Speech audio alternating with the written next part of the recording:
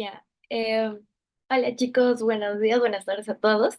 Yo soy Micaela Portugal, soy estudiante de tercer año y bueno, ahora soy parte de la ayudantía de Fisiología y Fisiopatología y hoy les voy a enseñar un poquito sobre ciclo cardíaco. Así que cualquier cosa, cualquier pregunta, duda, consulta, lo pueden hacer en el chat. Y bueno, ya voy a apagar la cámara para poder comenzar.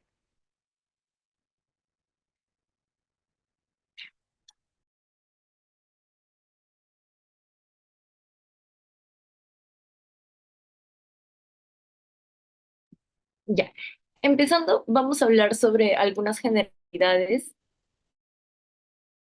metodología y entre otras cositas más para poder entender. Iniciando con que la función del corazón es que este es el principal órgano del sistema circulatorio y está encargado justamente de bombear sangre a través del cuerpo. Este puede pesar entre 200 y 400 gramos dependiendo de tu sexo. Normalmente las mujeres llegan a 300 gramos y los hombres hasta 500. Y este está situado en el mediastino medio en el centro del tórax. Las principales arterias y venas que vamos a poder observar son, para empezar, la arteria aorta, las arterias pulmonar derecha e izquierda que van a llevar sangre desde el corazón hacia los pulmones para la oxigenación, las venas pulmonares derechas e izquierdas que van a devolver la sangre oxigenada desde los pulmones al corazón. Y aquí podemos ver una visión posterior para que se pueda ver. Y las venas cavas que ustedes ya saben que llevan sangre desoxigenada desde la parte inferior o superior del cuerpo hacia el corazón. Con respecto a las capas, podemos observar primero al pericardio fibroso, que es la capa más externa que protege y sostiene el corazón dentro del mediastino. El pericardio seroso, que se va a dividir en tres láminas, la lámina parietal, en dos láminas, la lámina parietal, el espacio pericárdico y también la lámina visceral, que correspondería al epicardio. El miocardio, que es la capa muscular responsable de la contracción y la generación de la fuerza para bombear la sangre, y el endocardio, que es la capa interna que va a recubrir las cavidades del corazón. Continuando, vamos a hablar sobre las cavidades. Ok, entonces, con respecto a las cavidades, tenemos primero a la aurícula derecha que va a recibir la sangre desoxigenada desde el cuerpo a través de las venas cavas y esta sangre que va a llegar a la aurícula derecha es pobre en oxígeno. También tenemos al ventrículo derecho. Aquí la sangre desoxigenada pasa de la aurícula derecha al ventrículo derecho y este ventrículo va a bombear la sangre hacia los pulmones a través de la arteria pulmonar. La aurícula izquierda que va a recibir la sangre oxigenada y el ventrículo izquierdo que va a recibir la sangre que pasa de la aurícula izquierda hacia este. Y este ventrículo también va a bombear la sangre oxigenada al resto del cuerpo. Con respecto a las válvulas, podemos observar a la válvula tricúspide que se encuentra entre la aurícula derecha y el ventrículo derecho. Y su función es evitar que la sangre regrese a la aurícula derecha cuando el ventrículo se contrae. También tenemos a la válvula mitral. Ya. También tenemos a la válvula mitral, que se va a encontrar entre la aurícula izquierda y el ventrículo izquierdo y va a evitar el reflujo de sangre desde el ventrículo izquierdo hacia la aurícula cuando este ventrículo se contrae. La válvula semilunar o también la válvula aórtica, que está situada entre el ventrículo izquierdo y la aorta, que va a permitir que la sangre fluya del ventrículo izquierdo a la aorta y que evita que este también regrese al ventrículo. Y la válvula semilunar pulmonar, que está ubicada entre el ventrículo derecho y la arteria pulmonar, y permite que la sangre fluya del ventrículo a los pulmones. Hablando un poquito sobre la función de estas válvulas, que ya lo hemos comentado, esas válvulas van a regular el flujo de sangre desde los ventrículos hacia las arterias principales, en este caso, las válvulas auriculoventriculares durante la sístole y las válvulas sigmoideas durante la diástole. Continuando, vamos a hablar sobre el sistema de conducción cardíaca. Y este sistema se va a encargar de coordinar el ritmo del corazón mediante señales eléctricas. Por ejemplo, tenemos primero al nodo sinusal o sino auricular. Este está ubicado en la aurícula derecha y va a actuar como el marcapasos natural del corazón y va a generar los impulsos eléctricos que inician el latido cardíaco. Continuamos con el nódulo auriculoventricular, que va a recibir estos impulsos del nódulo sinusal y los va a transmitir al haz de His. Este haz de His va a transmitir los impulsos eléctricos desde el nódulo auriculoventricular hacia los ventrículos. Y las fibras de Purkinje son pequeñas ramificaciones del haz de His que van a distribuir todo el impulso eléctrico por las paredes ventriculares. Esto se relaciona con el siguiente concepto, que es el potencial de acción. Y el potencial de acción va a ser el cambio en el voltaje a través de la membrana celular de estas células cardíacas, lo cual va a desencadenar la contracción.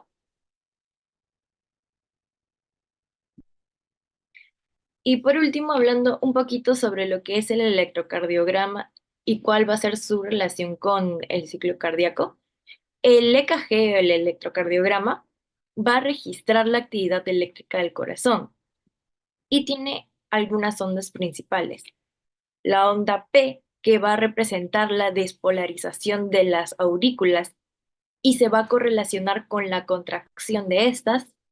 El complejo QRS, que va a reflejar la despolarización de los ventrículos y la repolarización de las aurículas, y justamente se va a correlacionar con la contracción de los ventrículos.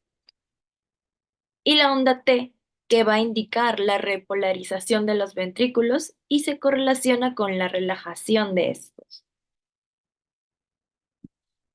Continuando ahora sí, el ciclo cardíaco va a ser el conjunto de eventos que va a ocurrir durante una sola contracción y relajación del corazón. Este va a ser indirectamente proporcional a la frecuencia cardíaca. Por ejemplo, nosotros sabemos que en valores normales la frecuencia cardíaca puede ir de 60 a 100 latidos por minuto. Una persona en reposo puede tener 60 latidos en 60 segundos, que es lo mismo que un minuto, por lo que un latido equivaldría a un segundo.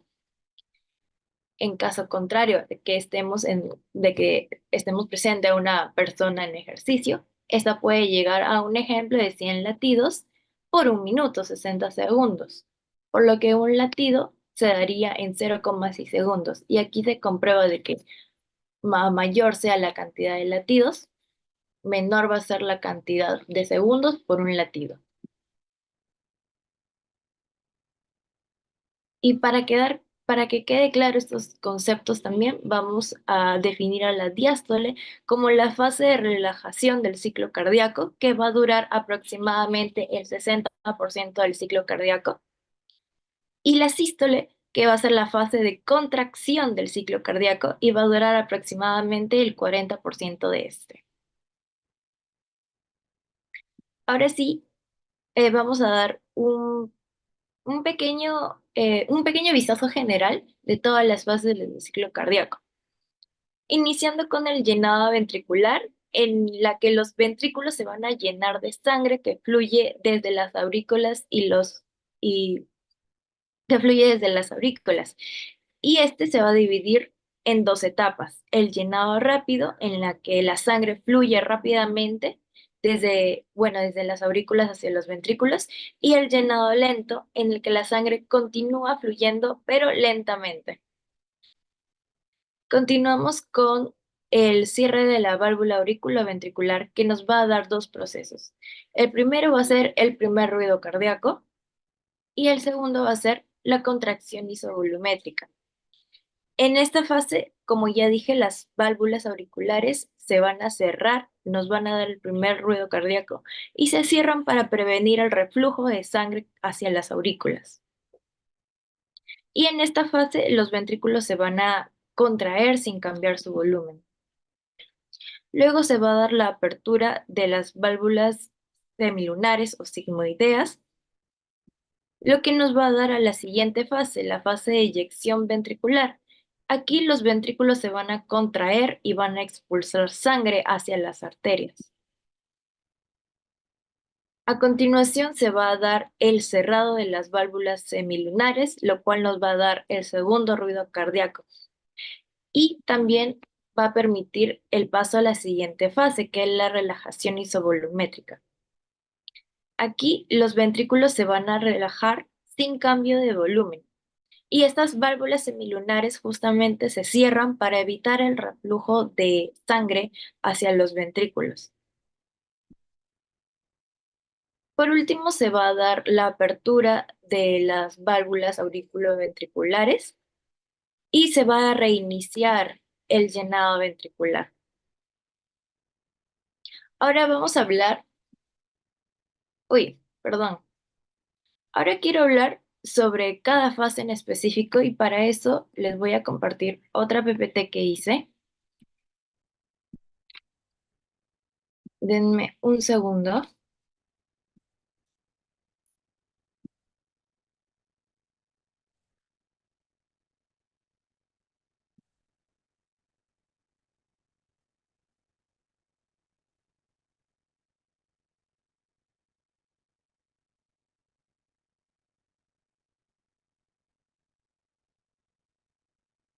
Ok.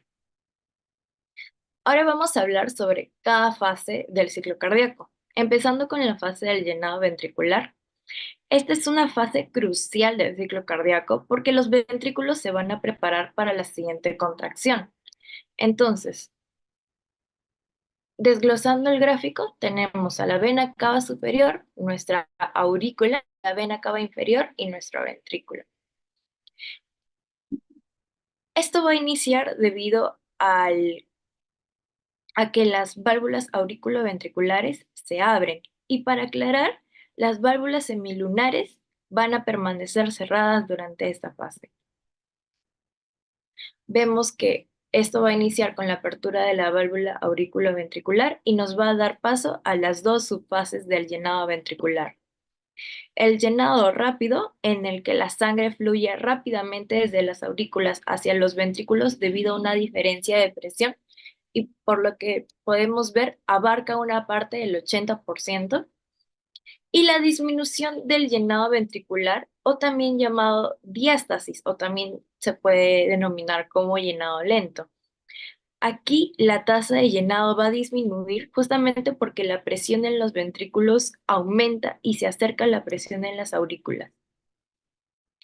Y el 20% restante va a pertenecer a la subfase de contracción auricular. En esta subfase, la aurícula se contrae y va a impulsar el resto de sangre hacia los ventrículos. Todo esto se va a dar en el proceso de diástole. Con respecto a la relación que se da entre las presiones, la presión en las aurículas es mayor que la presión en los ventrículos y es justamente esta gradiente de presión lo que hace que las válvulas auriculoventriculares se abran y permita que la sangre fluya desde las aurículas hacia los ventrículos. Con respecto a su representación en el EKG, lo podemos representar en la onda P, ya que la contracción auricular es, indica la despolarización de las aurículas. La siguiente fase es la de contracción isovolumétrica. Aquí los ventrículos se van a contraer, pero el volumen de sangre no va a cambiar porque las válvulas semilunares están todavía cerradas. Entonces, otra vez, desglosando un poquito el diagrama, tenemos a nuestras venas cava superior, la aurícula, la inferior, el ventrículo, la aorta y nuestras válvulas. Esto va a iniciar debido a que las válvulas auriculoventriculares se cierran. Esto sucede cuando los ventrículos comienzan a contraerse y la presión en los ventrículos supera la presión en las aurículas. Y para esto cabe aclarar que la válvula semilunar están cerradas. Justamente como se cierran las válvulas auriculares, esto es lo que nos va a dar el primer ruido cardíaco. Después de que sucede este acontecimiento, las válvulas semilunares se van a abrir. Entonces tenemos que la contracción ventricular va a durar de 0,2 a 0,03 segundos. Luego el ventrículo va a acumular presión para abrir las válvulas semilunares sin cambio de volumen y se van a abrir las válvulas sigmoideas o semilunares. Ahí cometí un pequeño error, no es A, sino es O. Y con respecto a la relación de las presiones, durante esta fase de contracción isovolumétrica, la presión en los ventrículos aumenta rápidamente debido a la contracción muscular. Esta presión es mayor que la presión en las aurículas, lo que provoca que se cierren estas válvulas auriculoventriculares. Sin embargo, aquí la presión en los ventrículos todavía es, la presión aquí en los ventrículos es todavía lo suficiente como para abrir las válvulas semilunares, sin eyección. La representación en el EKG lo podemos observar en el complejo QRS. Este complejo va a indicar la despolarización de los ventrículos, lo cual va a iniciar la contracción ventricular. La siguiente fase es la fase de eyección ventricular. Esta fase va a permitir que los ventrículos ya expulsen la sangre hacia las arterias principales, que son la aorta y la arteria pulmonar. Entonces, otra vez, esto va a iniciar justamente por la apertura de las válvulas semilunares, y estas válvulas se abren cuando la presión en los ventrículos supera la presión en las arterias principales. Y también cabe aclarar que las válvulas auriculoventriculares van a estar cerradas durante esta fase. Luego seguimos con las subfases. Primero empezamos con la eyección rápida, que es la primera parte de la eyección, y es justamente cuando la presión ventricular está en su punto máximo y el flujo de sangre es muy rápido. Y también la fase de eyección lenta, que es la segunda parte de la fase de eyección, que por lo que vemos en el gráfico equivale al 30%. Y aquí la velocidad de expulsión de sangre disminuye justamente a medida que la presión ventricular comienza a disminuir también. Con respecto a la relación de las presiones, en esta fase la presión en los ventrículos es mayor que en las arterias principales, y esta diferencia de presión causa la apertura de las válvulas semilunares, permitiendo que la sangre sea expulsada ya hacia la circulación sistémica y pulmonar. Y la presión en los ventrículos va a disminuir gradualmente a medida que se expulsa la sangre. Esto lo podemos representar en el segmento ST del EKG, justamente inmediatamente después del complejo QRS, lo que nos va a marcar la finalización de la contracción ventricular y la consiguiente eyección de sangre. Por último, tenemos a la relajación isovolumétrica. Esta fase es en la que los ventrículos se relajan y el volumen de sangre en ellos no cambia porque las válvulas semilunares están cerradas y las válvulas auriculoventriculares todavía no se abren. Entonces, vamos a poder observar un cierre de las válvulas semilunares, lo que nos va a ocasionar el segundo ruido cardíaco. Este cierre también ocurre cuando la presión en los ventrículos va a caer por debajo de la presión en las arterias principales, evitando así el reflujo de sangre hacia los ventrículos. Y también cabe aclarar aquí que que las válvulas auriculoventriculares van a permanecer cerradas durante esta fase. Esta relajación isovolumétrica va a durar de 0,03 a 0,06 segundos. Y Con respecto a las presiones de los ventrículos van a disminuir, lo que va a provocar el cierre de las válvulas semilunares. Y cabe aclarar que este periodo es donde no se da ningún llenado. Y luego vamos a continuar con la apertura de las válvulas auriculoventriculares, lo cual se va a dar en diástole y va a reiniciar el llenado ventricular. Con respecto a la relación de presiones, aquí la presión en los ventrículos van a disminuir rápidamente mientras el corazón se va a relajar. Y la presión ventricular va a ser menor que la presión en las arterias principales debido al descenso en la presión de los ventrículos. Esto lo podemos representar en el EKG por medio de la onda T, la cual va a reflejar la repolarización ventricular que va a coincidir con la fase de relajación isovolumétrica.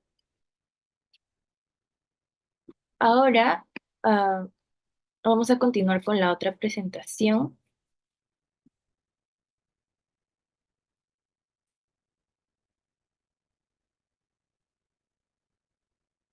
justamente esta,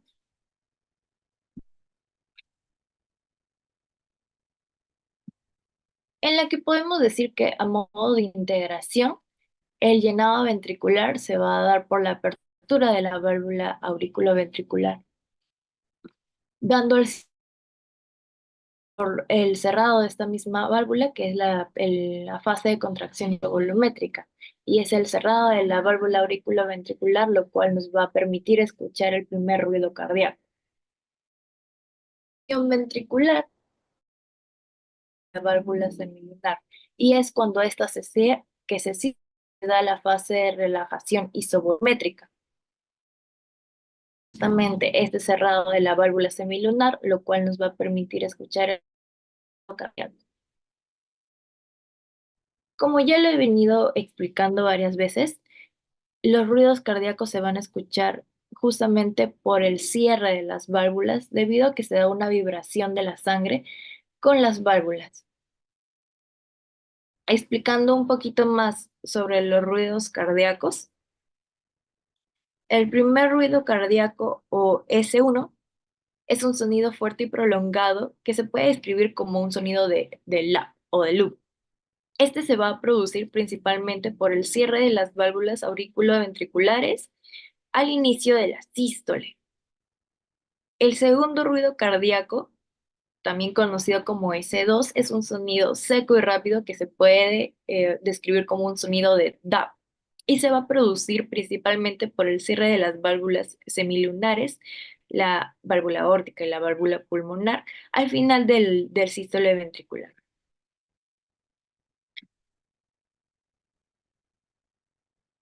Este cardíaco también se produce debido a un fisiológico. La válvula aórtica se va a cerrar un poquito antes que la válvula pulmonar. El tercer ruido cardíaco S3 es un sonido que también se puede llamar como ruido de galope o galope ventricular. Esto es causado por fisiológicamente eso es causado por la rápida entrada de sangre en un ventrículo dilatado. Y es más común, esto es bastante más común en mujeres embarazadas, en niños y en atletas. Por otro lado, el ruido patológico de S3 se ocasiona por una regurgitación de la válvula aórtica o la válvula mitral, por una mayor dilatación de esas válvulas. El cuarto ruido, 4, es un sonido también que ocurre justo antes de S1 y se puede llamar también ruido de galope auricular.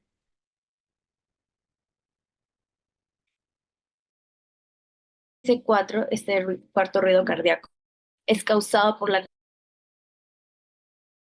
un ventrículo rígido o hipertrofiado. Justamente es por eso el cuarto ruido cardíaco se da únicamente en condiciones patológicas.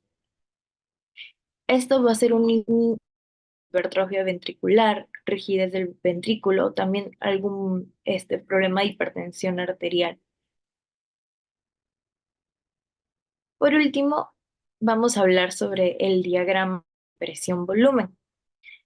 Esta es una representación gráfica que va a mostrar la presión y el volumen en el ventrículo durante el ciclo cardíaco.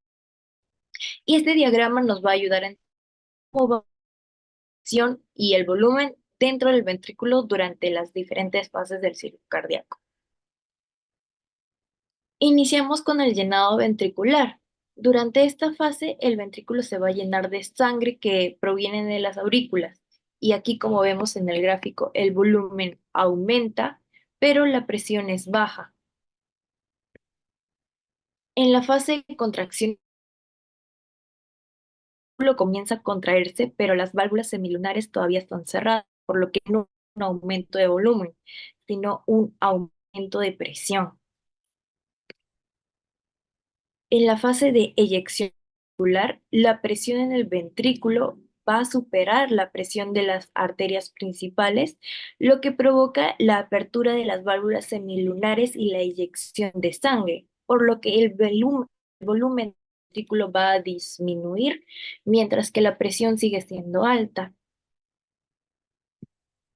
En la relajación isovolumétrica, las válvulas semilunares se cierran, los ventrículos se van a relajar.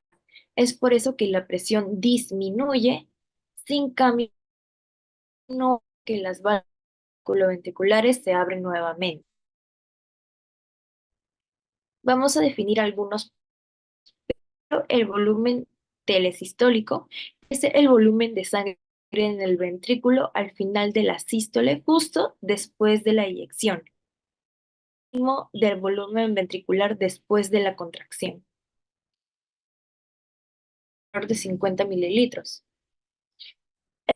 Volumen diastólico es el volumen de sangre en el ventrículo al final de la diástole, justo antes del inicio del punto máximo de volumen en el ciclo cardíaco. Y justamente su valor es de 120 mililitros. Y el volumen sistólico va a ser el volumen de sangre expulsado del ventrículo durante la sístole. Lo podemos relacionar con una simple suma. Ahora, la FEBI o fracción de expulsión es un índice en la función sistólica del ventrículo y se calcula como la proporción del volumen sistólico en relación con el volumen telediastólico. Por eso este en valores normales puede variar entre el 55 y el 70%. En este caso es del 58%, asumiendo que el volumen sistólico es de 70 mililitros y el telediastólico de 120.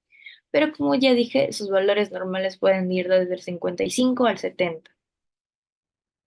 Un FEBI disminuido menor del 40% nos indica una función sistólica comprometida, es decir, en insuficiencia cardíaca. La FEBI puede estar reducida justamente debido a la disminución en la capacidad del ventrículo para contraerse y expulsar la sangre eficientemente. Bueno, eso sería todo por mi parte. Espero que hayan entendido y si tienen alguna pregunta, estoy aquí para responderlas.